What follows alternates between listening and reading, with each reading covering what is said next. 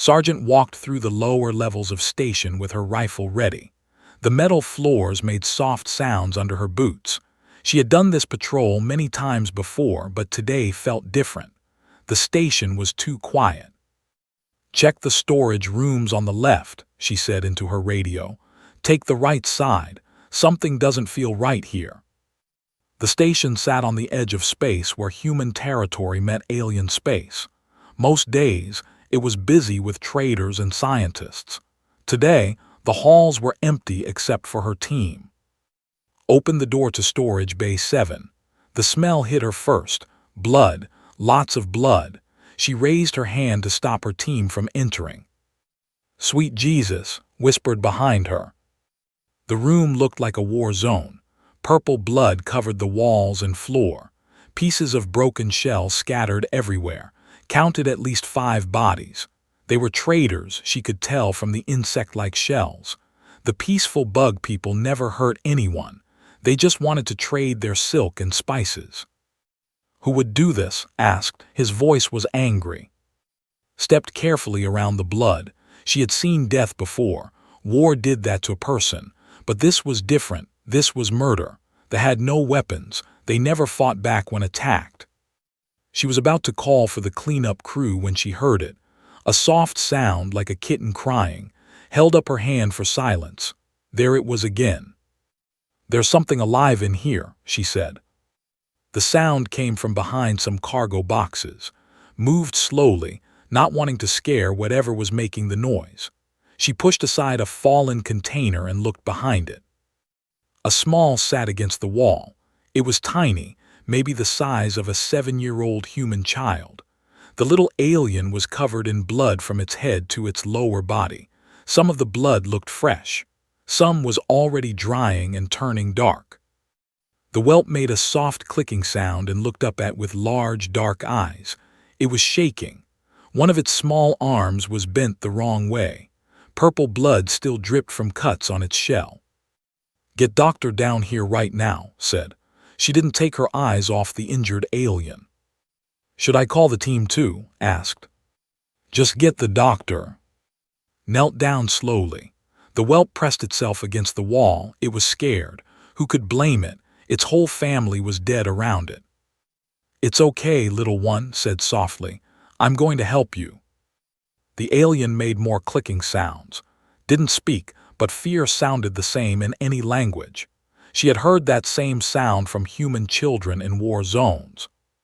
Without thinking about protocols or procedures, reached out and carefully picked up the whelp.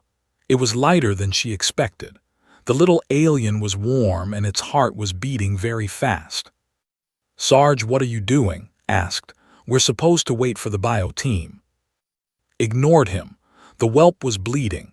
It was scared. It needed help now, not in 2 hours when the specialists arrived with their suits and equipment. "Is the doctor coming?" "She's on her way, but Sarge, the protocols say we should." "The protocols can wait," said. She held the whelp gently against her chest. "This little guy needs to be cleaned up."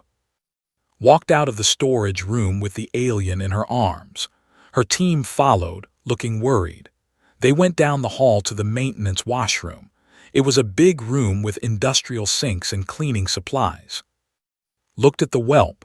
The blood was making its shell sticky and hard to move. Some of the cuts looked bad, but the alien was still alive. That was what mattered. "Turn on the water," she told. "Sarge, I really think we should wait for." "Turn on the water." Turned the handle. Warm water flowed from the big metal faucet. Tested it with her hand. Not too hot, not too cold, just right. She placed the whelp carefully in the sink. The alien made worried clicking sounds and tried to climb out. Held it gently but firmly. "Easy, easy," she said. "I'm just going to get you clean." Had washed plenty of things in these sinks. Dirty equipment, muddy boots, blood-stained uniforms. She had the same calm focus now that she always had when cleaning something important. She let the warm water run over the whelp's shell. The blood started to wash away, swirling purple down the drain. The alien stopped trying to escape and just sat in the water, making soft clicking sounds. That's better, said. She found a clean cloth and began gently scrubbing the dried blood from the alien's shell. We're going to get you all fixed up. The whelp's shell was actually quite pretty under all the blood. It was a light green color with silver spots. As cleaned it, the alien began to relax. Its breathing slowed down. There you go, said, washing around a cut on the alien's arm. You're safe now. Doctor arrived just as was rinsing soap from the whelp's shell. The doctor stopped in the doorway and stared. Sergeant, what exactly are you doing? Doctor asked. Cleaning him up, said. She didn't look away from the alien. He was covered in blood. Do you have any idea how many protocols you're breaking right now? Finally looked at the doctor. He was scared and hurt. Everything else comes after that. The whelp made a soft sound and reached out with one small hand toward. She smiled and let it grab her finger. The alien's grip was surprisingly strong. Doctor shook her head but moved closer to examine the whelp. Well, the damage is done now. Let me see how badly it's injured. Lifted the clean alien out of the sink. It weighed almost nothing in her arms. He's going to be okay, right? We'll see, Doctor said, but she was smiling a little. You know, in 20 years of xenobiology, I've never seen anything like this. What do you mean? I mean a human marine giving a bath to an alien like it was a normal Tuesday. Looked down at the whelp in her arms. It had stopped shaking and was looking around with curious eyes. Seemed like the right thing to do. Doctor worked quickly but carefully. She ran her medical scanner over the whelp while held it steady. The alien made soft clicking sounds but didn't try to run away. 3 broken bones, multiple lacerations, and signs of severe trauma, Doctor said. But surprisingly, no infection. Usually when we find injured aliens, infection is the biggest problem. Is that good or bad? Asked. Good, very good. Doctor looked puzzled. I'm reading some strange chemical markers though. The whelp's stress hormones are dropping faster than they should. And stood nearby, still holding their rifles. They looked uncomfortable. This wasn't the kind of thing they trained for in Marine school. What do we do now? Asked. Now we dry him off and get him to medical, Doctor said. Sergeant, you'll need to put the whelp down so I can. No, the alien said clearly. Everyone stopped. The whelp had spoken in perfect English. Its voice was high and soft like a young child. Did it just talk? Asked. Young learn languages very fast, Doctor explained. They pick up words from hearing them just a few times. The whelp looked up at and said again, no. It wrapped its small arms around her neck. I think he wants to stay with you, said. Looked at Doctor. Is that okay? Can I carry him to medical? Doctor thought for a moment. I suppose it would be less stressful for him, but we need to get him dry first. Looked around the maintenance room. On the wall was a heat gun used for drying equipment. She unplugged it and checked the settings. What are you doing now? Doctor asked. Drying him off. Set the heat gun to low and began moving it slowly over the whelp's shell. The alien made happy clicking sounds and spread its arms to let the warm air reach everywhere. Sergeant, that's not medical equipment, Doctor said. But it works, replied. The whelp's shell was already dry and starting to shine. Look, he likes it. The alien did seem to like it. It turned slowly so could dry every part of its shell. When she was done, it looked much better. The cuts were clean and the shell was bright green and silver again. There, said, all dry. Pretty, the whelp said, looking at its own shell. Doctor shook her head. In all my years of studying alien medicine, I've never seen anything like this. You just performed first aid with maintenance equipment. Did I do something wrong? No, that's the strange part. You did everything right, but you broke about 15 safety protocols doing it. Shrugged, he needed help. I helped him. They walked to the medical bay with the whelp still in its arms. Other station personnel stopped to stare as they passed. Word was already spreading about the Marine who gave an alien a bath. In medical, Doctor ran more detailed scans. The whelp sat quietly on the examination table, but every few minutes it would reach out to make sure was still there. "This is remarkable," Doctor said, reading her scanner results. "The whelp's healing is accelerated. His broken bones are already beginning to mend." "Is that normal for?" asked. "No, young usually heal slowly, especially after trauma. But this little one is healing at 3 times the normal rate." Doctor ran another scan, this time on his hands. "What are you doing?" asked.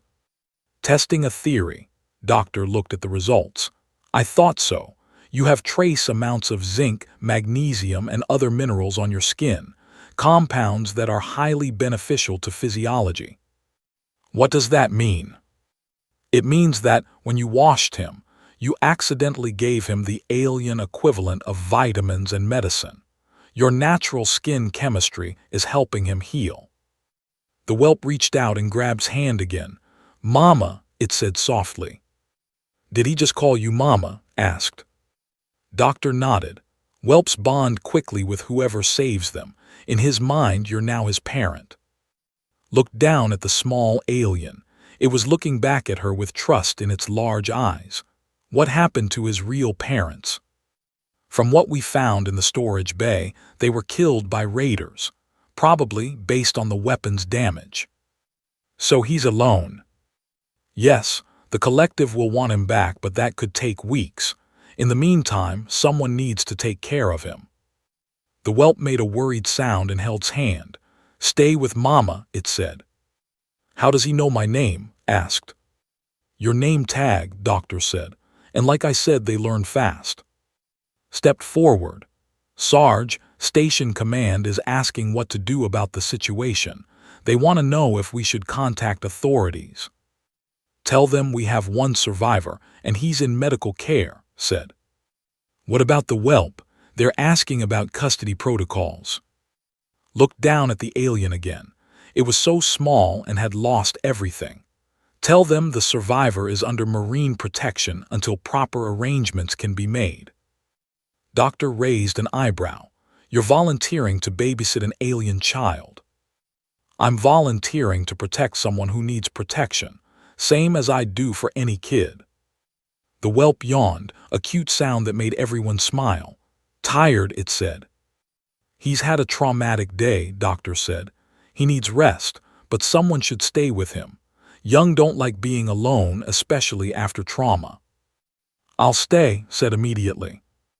"Sarge, you've been on duty for 16 hours, pointed out. "I'll be fine." Doctor set up a bed in the medical bay. She gave the whelp some liquid medicine that tasted like fruit.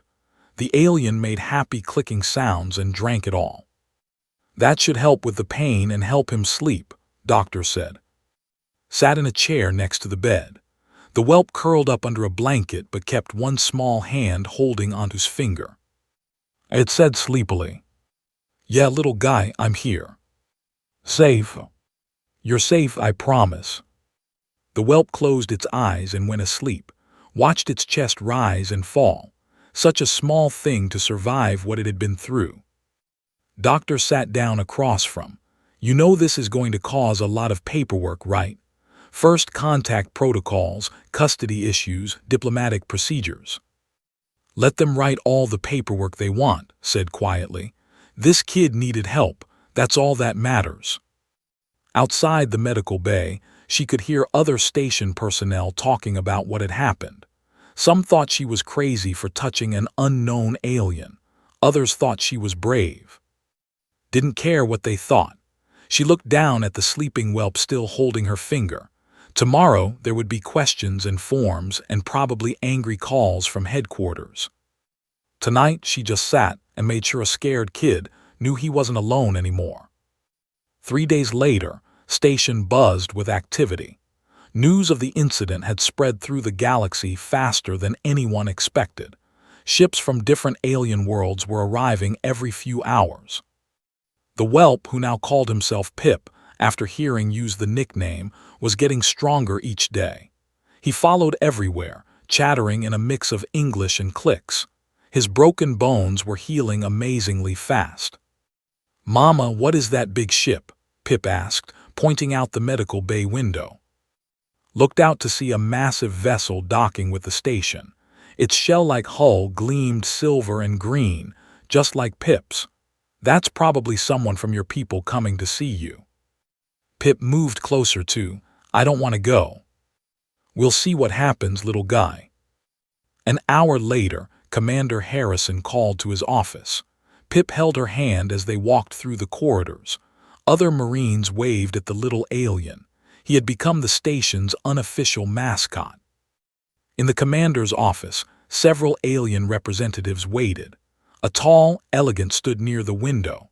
Her shell was deep purple with golden markings that showed she was an elder. Next to her stood an ambassador, whose large head pulsed with soft blue lights. A third alien, with skin and multiple eyes, sat in the corner taking notes. "Sergeant," Commander Harrison said, "this is Elder from the Collective, Ambassador N from the Federation, and Reporter Al from the Galactic News Network." Pip hid behind his legs but peeked out at the Elder. Elder made soft clicking sounds. Pip clicked back but stayed close to. "The Elder says hello to young Pip," Ambassador N translated. His voice was deep and echoed strangely. "She is relieved that he survived." "We're all glad he made it," said. Elder spoke again in clicks and whistles. Her tone sounded angry. "She says you contaminated the whelp by touching him without proper procedures," Ambassador N said. "She demands to know why you ignored safety protocols." Felt Pip's small hands grip her pants leg, because he was hurt and scared. He needed help right away. The Elder clicked rapidly. Even without translation, could tell she was upset. "Elder says that proper decontamination should have come first," the ambassador said. "Contact with unknown species can cause disease or chemical poisoning." "Well, it didn't," Doctor said, entering the office with a data pad. "In fact, quite the opposite happened." She handed the pad to Commander Harrison. "Pip's healing rate is still 3 times faster than normal for his species. Blood tests show elevated levels of beneficial minerals. The sergeant's natural skin chemistry is actually helping him recover." The Elder looked confused when this was translated. She asked several quick questions. "She wants to know how this is possible," Ambassador N said. "Physiology should reject foreign chemical contact." Doctor smiled. "That's what we thought too, but human skin naturally produces compounds that are remarkably compatible with biology. It's like Sergeant was made to help injured." Reporter Al spoke up with his translator device. "This is unprecedented. In all recorded history, no species has shown such immediate biological compatibility." Elder asked another question, this time more curious than angry. "She wants to know about the bonding," Ambassador N said. "Pip has clearly attached to Sergeant as a parental figure. This usually only happens with other." Pip stepped out from behind and spoke directly to the Elder in clicks and whistles. His child voice was clear and confident. Elder listened, then her whole posture changed. She looked at with what might have been respect. "What did he say?" asked. "He told her that you saved him when he was covered in blood," Ambassador N said. "He said you washed the death away and made him clean. He said you smell like safety and home." The ambassador's head lights pulsed brighter. "This is fascinating from a psychological perspective. Young Pip has no fear or confusion about bonding with another species. Most beings require extensive adaptation periods." "Not human children," Commander Harrison pointed out. "Human kids make friends with anyone who's nice to them." "Yes, but Pip is not human. This suggests something unique about human caregiving behavior." Elder spoke again, this time directly too. "She says she has reviewed the security footage," Ambassador N translated. "She watched you clean Pip with the same care you would show a whelp. She asks how you knew what to do." Shrugged. "I didn't know anything special. He was dirty and hurt, so I cleaned him up and got him medical help. Same thing I'd do for any kid." But you had no training in physiology, the elder asked through translation. No, but hurt is hurt, no matter what species you are. The ambassador's lights pulsed rapidly. Remarkable. Humans appear to have instinctive caregiving responses that cross species barriers. Reporter Al held up his recording device. Sergeant, can you explain your decision-making process? Why did you choose immediate action over following safety protocols? Looked down at Pip, who was now sitting on her foot and playing with her bootlaces. There was a scared kid covered in blood. Everything else could wait. But what if he had been carrying disease, or if contact had harmed him? Then I would have dealt with that when it happened. But he needed help right then, not in 2 hours after all the tests were done. Elder clicked something that sounded almost like laughter. When translated, she said, "The human acts first and thinks later. Most species would find this terrifying." "Do you?" Commander Harrison asked. The elder was quiet for a long moment. Then she knelt down to Pip's level and spoke to him gently. Pip answered with enthusiastic clicks and whistles. She asked if he is happy here, Ambassador N said. He told her yes, that his mama makes him feel safe and teaches him new words every day. Elder stood and faced. She clicked something formal and bowed slightly. She says that while your methods were unorthodox, the results speak for themselves, the ambassador translated. Pip is healthier and happier than any rescued whelp in records. Does this mean he can stay? Pip asked in English, looking hopefully at the elder. Elder clicked softly and patted Pip's head. She says that while you are still young, you may choose where you want to live. If Sergeant agrees to be your guardian, the collective will allow it. All eyes turned to. Pip looked up at her with wide, trusting eyes. Mama, can I stay? Felt something warm spread through her chest. She had never thought about having kids, especially not an alien kid. But looking at Pip, she couldn't imagine saying no. If that's what you want, little guy. Pip made happy clicking sounds and hugged her leg. Elder smiled, an expression that looked strange on her insect-like face but was clearly pleased. Reporter Al spoke into his recorder. This is Al reporting from station, where a human marine has just become the first cross-species adoptive parent in galactic history. The implications of this event will likely reshape how we understand relations. Ambassador N's lights pulsed thoughtfully. Indeed, humans continue to surprise us with their capacity for immediate emotional bonds. Most species require extensive socialization periods before accepting members of other races. Most species overthink things, said. Sometimes you just know when something is right.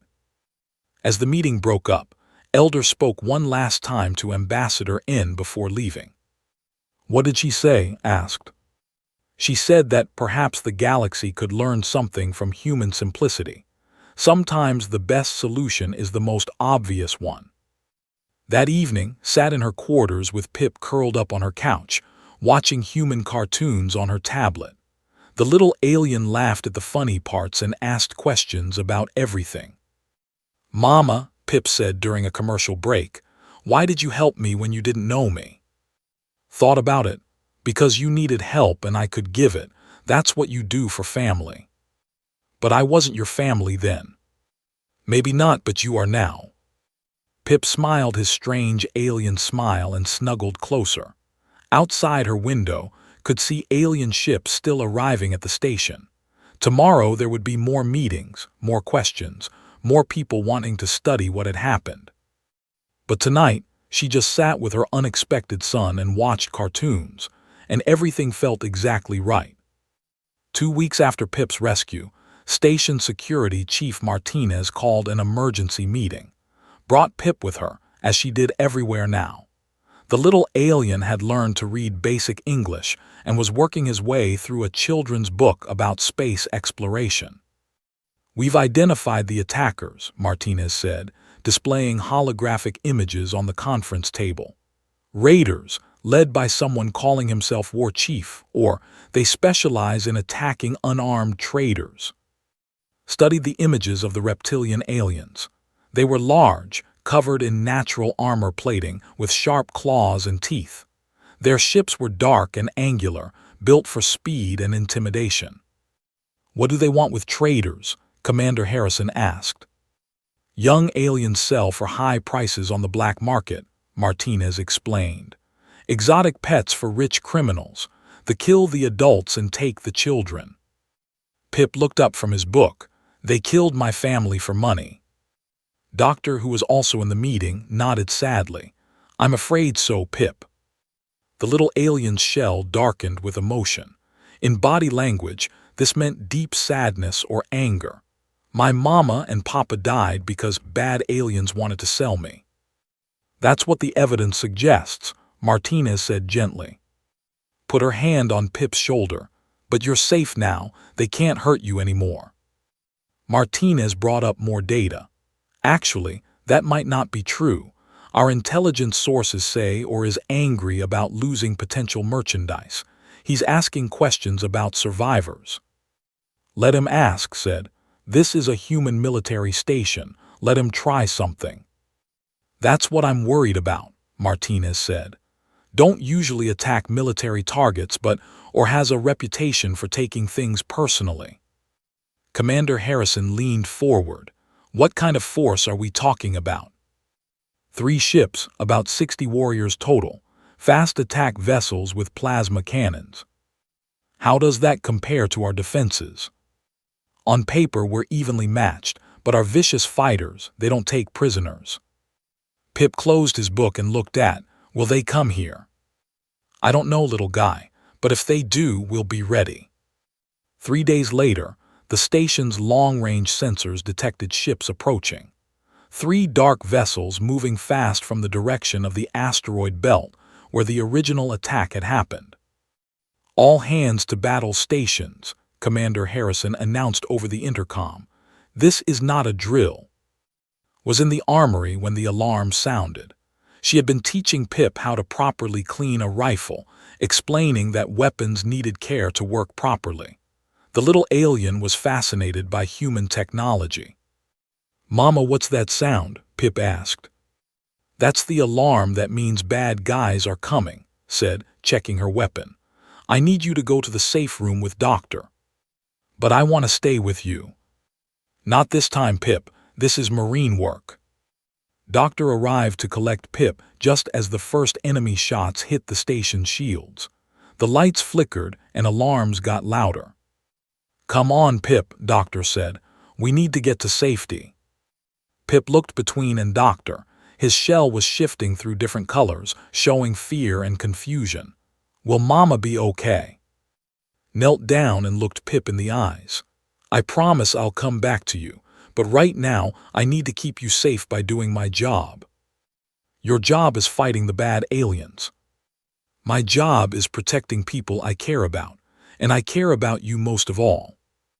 Pip hugged her tightly. "I love you, Mama." "I love you too, little guy. Now go with Doctor and stay safe." As they left, felt something she had never experienced before in combat. Fear, not for herself but for someone else.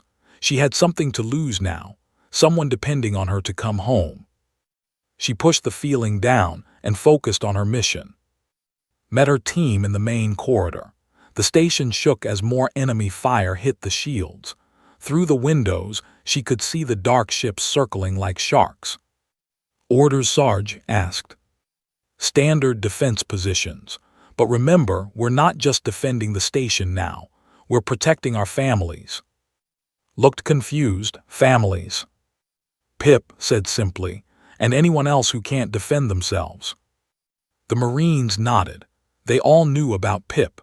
The little alien had become special to everyone on the station. The thought of raiders taking him made them all angry. Commander Harrison's voice came over the radio.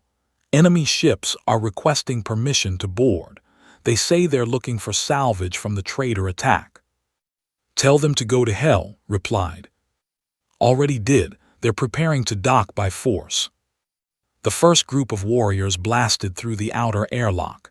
They were even bigger than their pictures showed, nearly 8 feet tall with thick armor plating. Their weapons were crude but effective.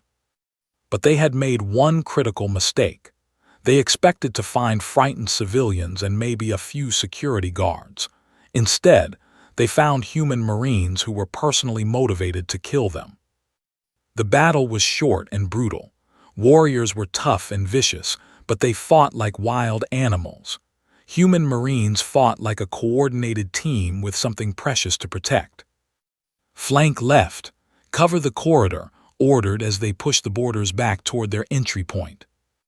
A massive warrior, probably their leader, spotted and charged at her with claws extended. She put 3 rounds center mass and watched him drop. "For Pip," she said quietly. The Marines cleared the boarding party in 15 minutes. The enemy ships, seeing their assault troops eliminated, began a fighting retreat. But wasn't done. "Martinez, can we track their jump coordinates?" "Probably. Why?" "Because as long as they're alive, they're a threat to Pip, and I don't leave threats to my family alive." Commander Harrison authorized a pursuit mission. The human patrol ship Valor caught up with the raiders near the edge of the system. This time, the aliens found themselves facing trained military pilots instead of unarmed traders. The battle was even shorter than the boarding action. When returned to the station, she found Pip waiting in the docking bay with Doctor. The little alien ran to her as soon as she stepped off the shuttle. "Mama, you came back." Picked him up and held him close. "I told you I would." "Did you stop the bad aliens?" "They won't hurt anyone ever again." Pip was quiet for a moment, thinking. "You killed them because they killed my family." Considered how to answer. "I killed them because they were dangerous to people I care about. Sometimes that's what protecting someone means." "Is that what Marines do, protect people?" "That's exactly what Marines do." Pip nodded seriously. "When I grow up, can I be a Marine too?" Doctor laughed. "Pip, your people are peaceful, they don't fight wars." "But I'm not just now," Pip said.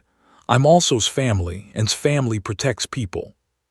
Felt that warm feeling in her chest again. "We'll see, little guy. First you need to finish learning how to read." That night, as Pip fell asleep in his bed in quarters, he asked one more question. "Mama, why did you fight so hard for me?" "Because you're my son now," said. "And there's nothing in the galaxy more dangerous than someone trying to hurt a human's family. Even if the family isn't human. Especially then. Humans don't see species when we see family. We just see someone we love who needs protection." Pip smiled and closed his eyes. "I'm glad I'm your family." "Me too, Pip, me too." Outside the window, space was peaceful again. The threat was over, but knew that somewhere in the galaxy, the story of what had happened here was spreading. Other species were learning that humans would fight just as hard for adopted alien children as they would for their own. And that was a lesson that would change how the galaxy saw humanity forever. 6 months after the incident, Station had become the most studied location in the galaxy. Scientists, diplomats, and reporters from dozens of species arrived weekly to observe the phenomenon. Pip was thriving. He had grown several inches and his shell now showed the bright patterns of a healthy young. More importantly, he was happy. He spent his mornings in lessons with Doctor, learning science and history. His afternoons were with, learning what he called marine things like equipment maintenance and tactical thinking. "Mama, Dr. N wants to ask me more questions," Pip said, looking up from his homework tablet. "Is it okay?" Was cleaning her rifle at the kitchen table, the same careful attention she had always given her equipment. "What kind of questions?" "About how I feel living with humans, about whether I'm still or if I'm becoming human." Dr. N had arrived the week before as part of a research team studying adoption. They were known for their detailed psychological analysis, but even they seemed puzzled by what was happening on station. "What do you want to tell him?" asked. Pip thought carefully. "That I'm still, but I'm also part of your family. Is that okay?" "That's perfect, little guy." An hour later, They sat in Doctor's office with Dr. N and several other researchers. Pip answered their questions with the serious attention he gave all important things. "When you first bonded with Sargent, were you afraid she was a different species?" Dr. N asked. "No," Pip said. "She was washing the blood away. She smelled safe." "But humans and have very different social structures. Didn't this cause confusion?" Pip looked puzzled. "Why would it cause confusion? Mama takes care of me, teaches me things, and keeps me safe. That's what parents do." Dr. N made notes on his tablet. "But your biological parents would have raised you differently. Children learn through group consensus and careful deliberation. Human children learn through trial and error. Mama lets me try things and make mistakes, but she keeps me safe while I do it," Pip explained. "When I tried to fix her rifle and almost broke it, she showed me the right way instead of getting angry." "This is fascinating," said Doctor, a psychologist. "The child shows no signs of cultural displacement or identity confusion. He has seamlessly integrated human and behavioral patterns." Listen to the discussion with growing irritation. "You're making this too complicated," she finally said. "I beg your pardon," Dr. N asked. "You're treating this like some kind of scientific miracle, but it's not complicated at all. Pip needed a family. I needed someone to care about. We became a family. End of story." But the cultural barriers, the biological differences, the psychological adaptation required. "None of that mattered when I found him covered in blood," said. "A scared kid is a scared kid, no matter what species." Doctor leaned forward. "This is exactly what we're studying. Most species would find cross-species parenting psychologically impossible. The differences would create too much stress." "Why?" "Because caring for offspring requires instinctive responses. You can't think your way through every parenting decision. So you use the same instincts for all kids," said. "Keep them safe, feed them, teach them right from wrong, and let them know they're loved." Pip nodded enthusiastically. "Mama is really good at all those things." Dr. N's headlights pulsed rapidly. "But how do you handle behavioral differences? Children require different nutrition, different social interaction, different learning methods." "We figured it out as we went," said. "Doctor helped with the nutrition stuff. Pip taught me about social needs. And kids are kids, they all want to learn and play and feel safe." "This adaptability is unprecedented," Doctor said. "In our studies, species-specific parenting instincts are considered absolute. A cannot successfully raise a child, even with training." "Maybe you're overthinking it," suggested. 3 weeks later, Dr. N published his research findings. The paper was titled "The Human Paradox: Warriors Who Heal, a Study in Cross-Species Emotional Integration." The document caused a sensation across the galaxy. Dr. N had discovered something remarkable about human psychology. Humans were apparently the only known species that could seamlessly transition between protective aggression and nurturing care without psychological conflict. "Most species compartmentalize these behaviors," Dr. N explained in a Galactic News interview. "Warriors fight, healers tend wounds, parents nurture young. These roles are kept separate to prevent psychological stress." "But humans integrate all these roles naturally," the interviewer said. "Exactly. A human Marine can kill enemies in the morning and bottle feed an alien infant in the afternoon without experiencing the cognitive dissonance that would cripple most other species." The interview was broadcast across known space. Suddenly, everyone wanted to understand how humans could be simultaneously the most effective warriors and the most nurturing caregivers in the galaxy. More alien families began bringing their children to human space for medical treatment and education. Human Marines found themselves requested as peacekeepers in situations involving child refugees. The phrase, "human safe," became galactic shorthand for environments where any species young could thrive. But the most important changes happened quietly, in small moments that most people never noticed. On station, Pip had made friends with human children whose families worked on the station. He played their games and taught them clicking songs. To them, he wasn't an alien, he was just Pip's kid who happened to have a shell instead of skin. "Look what Pip taught us," 8-year-old Sarah called to her mother as Pip demonstrated a singing pattern. Doctor watched her daughter and Pip click and whistle together, perfectly synchronized despite being different species. "That's beautiful, both of you." "Pip's going to teach it to the new kids when they get here," Sarah said. "What new kids?" "The whelps whose ship broke down. Dad said they're scared because they don't speak standard yet, but Pip speaks lots of languages, so he can help them feel safe." Doctor smiled. A year ago, first contact with a new species would have meant weeks of careful protocols and cultural briefings. Now it meant 8-year-old humans and a child planning a welcome party. That evening sat in her quarters with Pip curled up next to her, both of them reading. It had become their favorite quiet time together. "Mama," Pip said, looking up from his book about Earth animals, "the reporters keep asking why humans are different from other species. What do you think?" "I think maybe humans just love better," Pip said thoughtfully. "When you found me, you didn't think about whether I was the right species to love. You just loved me because I needed it." Felt that familiar warm feeling. "You're pretty smart for a little bug." Pip giggled. It was a sound that always made smile. "I'm not just a little bug, I'm your little bug." "That's right. You're mine and I'm yours, and that's all that matters." A soft knock interrupted them. Opened the door to find a small group of children standing in the hallway with their guardian. The alien kids were clearly nervous, their fur-like covering shifting colors with anxiety. Pip immediately got up and walked over to them.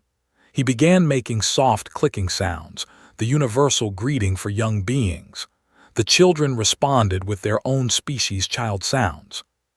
"He's telling them they're safe here," the guardian translated. "He's promising to teach them human ways so they won't be scared." Watched Pip comfort the new arrivals with the same gentle confidence she had seen him use with hurt animals and crying human children. "You want to stay up a little late tonight to help them get settled?" "Can I?" "Sure, family helps family." As Pip led the children down the hall, chattering in a mix of languages and promising to show them all the best spots on the station, realized something profound. The galaxy had spent centuries trying to figure out how different species could coexist. They had created complex treaties, careful protocols, and detailed procedures for every possible interaction. Humans had solved the problem by accident.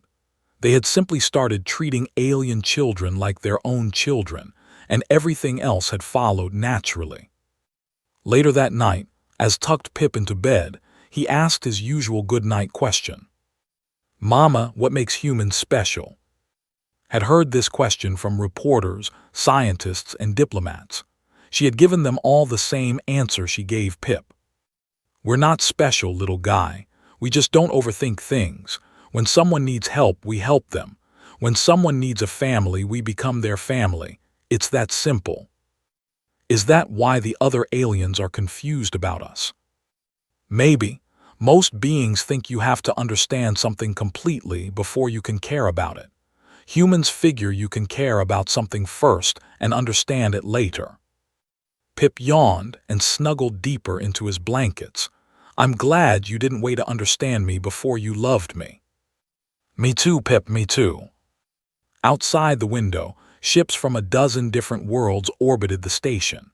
Inside each ship were beings trying to understand the mystery of human emotional flexibility.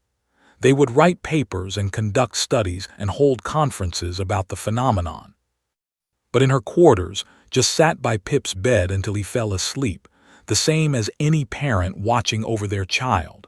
Because sometimes the most profound truths were also the simplest ones. The galaxy had found its caregivers. They happened to be the same species as its warriors, and somehow That made perfect sense.